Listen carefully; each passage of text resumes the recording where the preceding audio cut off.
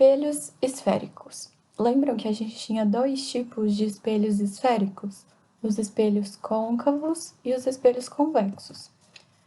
E eles ambos eram como se fossem retirados de uma esfera feita de espelho. O espelho côncavo é aquele que tem a face espelhada do lado de dentro. E o espelho convexo é aquele que tem a face espelhada do lado de fora.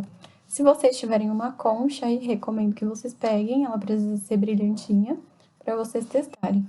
O lado onde pega a comida é o espelho côncavo, e o lado de fora é o espelho convexo. Vocês podem testar as propriedades dela aí. Como nem todo mundo vai ter uma concha espelhada, eu peguei a minha, que eu levaria para vocês na aula, né? Mas como não dá, eu tentei gravar aqui mais ou menos o que eu espero que vocês vejam. Eu vou colocar aqui para vocês verem. É uma concha normal e eu vou usar uma caneta ou o dedo, vamos ver o que fica melhor.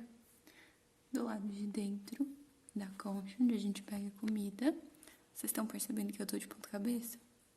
Se eu vou aproximando meu dedo, olha o que acontece. Tô aproximando.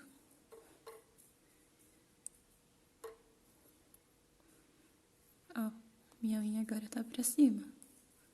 Antes ela tava pra baixo. Pertinho fica pra cima. Vou fazer com a caneta. Ó, ela tá assim. Tá de ponta cabeça, estão vendo? Daí a gente aproxima e ela não fica mais de ponta cabeça. E do outro lado da concha.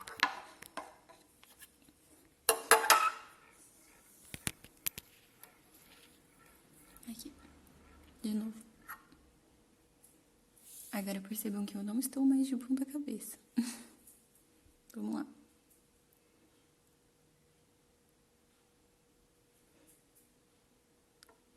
Não aconteceu nada de diferente, tá vendo? Fica normal. Só que sempre menor.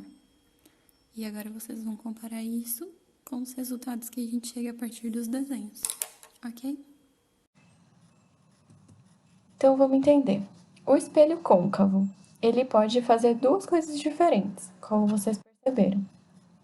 De perto, ele vai deixar a imagem maior, igual o espelho de maquiagem ou espelhinho de dentista, e não vai ficar de ponta cabeça. Então, imagem maior e direita. E de longe, ele deixa a imagem de ponta cabeça e às vezes menor, às vezes maior. Depende da situação, depende da posição do objeto em relação ao espelho. Essa imagem pode ser menor, nesse caso, né? Ou maior, no caso de cá, e invertida.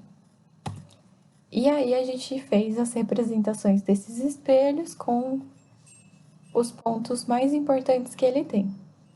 O centro do espelho, lembram, é equivalente ao centro daquela esfera de onde ele foi tirado. O F é o ponto focal e o V é o vértice do espelho. Juntando esses três pontos, a gente tem o que a gente chama de eixo principal. A distância entre o centro e o espelho seria a distância entre o centro da esfera e a beirada da esfera, a gente chama de raio. E 2 vezes o foco vai ser igual ao raio. Lembra que vocês mesmos criaram a fórmula? Vocês me disseram que R é igual a 2F, porque o ponto focal é o ponto médio entre o centro e o vértice, lembra? Então, se é o ponto médio, ele tá bem no meio, então do F até o C é a mesma distância que do F até o V. E isso a gente chama de F minúsculo, que é a distância focal. Então, o raio é igual a 2F, ou se vocês quiserem fazer a fórmula ao contrário, lembra? F é igual a R dividido por 2. Muito bem. E aí vem os raios notáveis que a gente vai usar para desenhar as nossas imagens. Vamos lembrar quais eram eles. Sempre que a gente tem um raio vindo paralelo ao eixo principal, lembra o que significa paralelo? Que nunca vai se cruzar com o eixo principal, que é o que eu fiz pontilhadinho aqui. Quando ele atinge o espelho vai refletir esse raio e ele vai para o ponto F, certo? Esse é o primeiro raio notável que a gente tem que lembrar. Segundo, como esses raios são simétricos, se a gente tem um raio vindo, passando pelo F, que vai acontecer depois que ele atingir o espelho? Ele vai ser refletido, como é simétrico, vai ser refletido paralelo ao eixo principal. Tudo bem? Esses dois são fáceis, um é o contrário do outro. Se a gente tem um raio que vem passando pelo centro de curvatura do nosso espelho, a hora que ele atinge o espelho, ele vai ser refletido passando de volta pelo C. Tudo bem? Esse é o mais fácil de todos. E o mais difícil de desenhar, mas ele também existe, é bom vocês saberem. Se a gente tem um raio que vem acertando o espelho bem no vértice, ele vai estar formando um ângulo de incidência em relação ao eixo principal, que é como se fosse a normal lá do nosso espelho plano, lembra? Vocês já estão acostumados? Ele vai refletir, formando o mesmo ângulo em relação ao eixo principal. Só que esse daqui é muito difícil de desenhar, então eu recomendo que vocês lembrem que ele existe, mas que vocês não usem ele na hora de formar as nossas imagens, tá bom?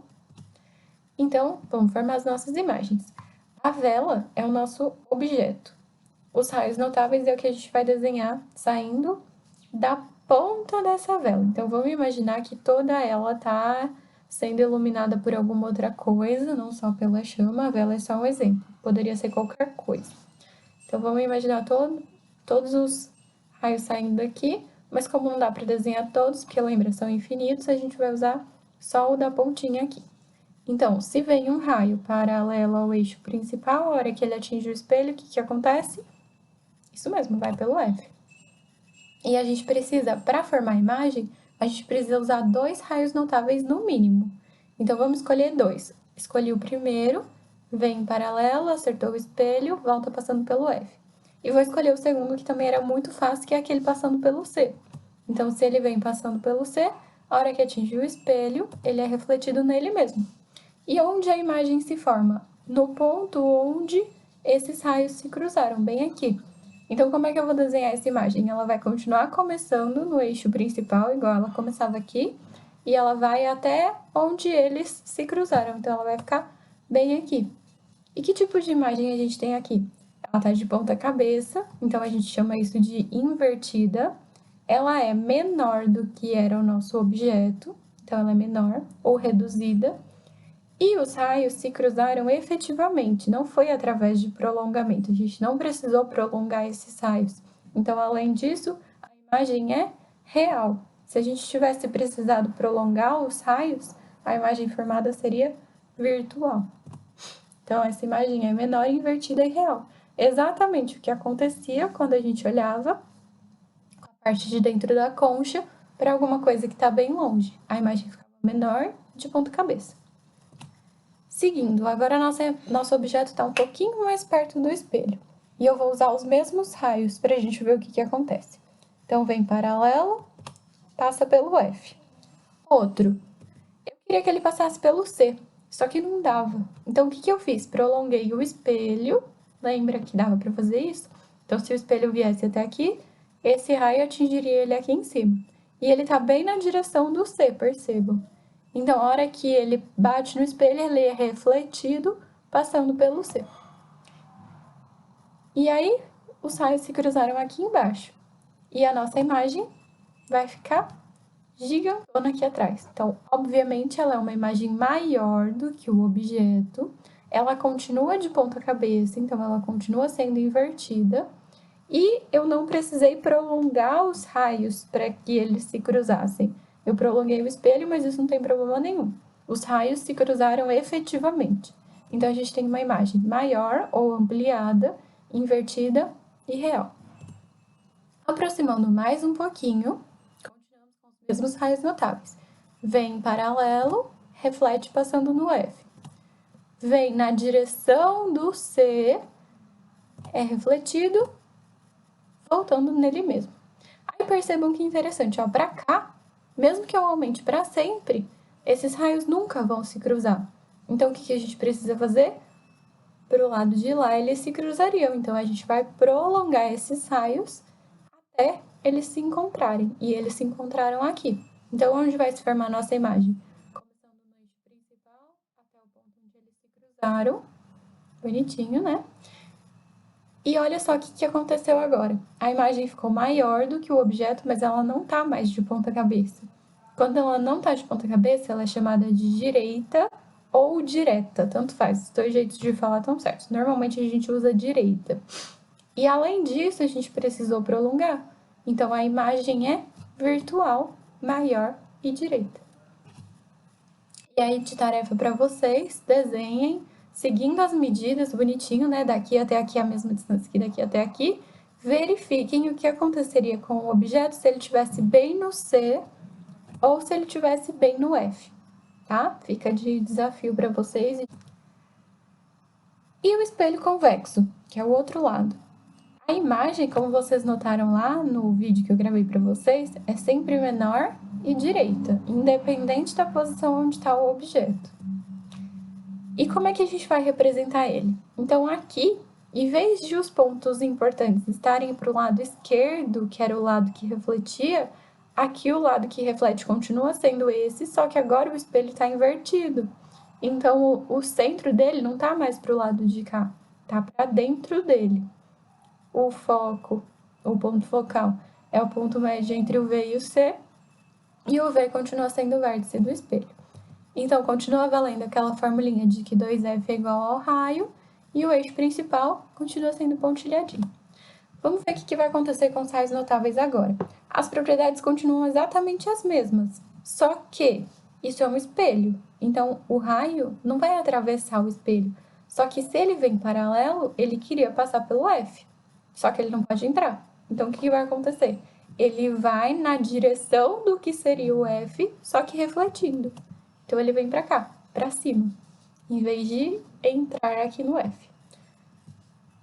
E se ele vem passando na direção que seria a do F, adivinhem como ele vai ser refletido? Isso mesmo, paralelamente. Se ele vem na direção do centro, ele vai ser refletido sobre ele mesmo.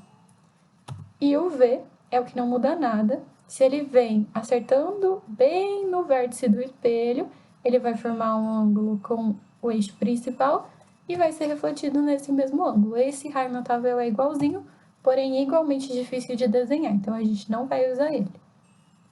E como vai se formar a imagem aqui? Então, de novo, nosso objeto está do lado de cá, o lado que reflete do espelho, vem um raio paralelo ao eixo principal, e aí ele vai querer ir na direção do F, só que não dá. Então, ele vai ser refletido na direção do F. E a gente vai desenhar um segundo raio para ver onde eles se cruzam. Então, vamos ao C. Ele vem na direção do C e é refletido nele mesmo. Onde eles se cruzaram? Para o lado de cá, ninguém se cruzou, mas aqui eles se cruzaram, no prolongamento. Então, a nossa imagem se formou aqui e ela é menor, direita e virtual, porque é no prolongamento. E aí, outra tarefinha, verifique o que acontece com o objeto se ele estiver um pouco mais perto.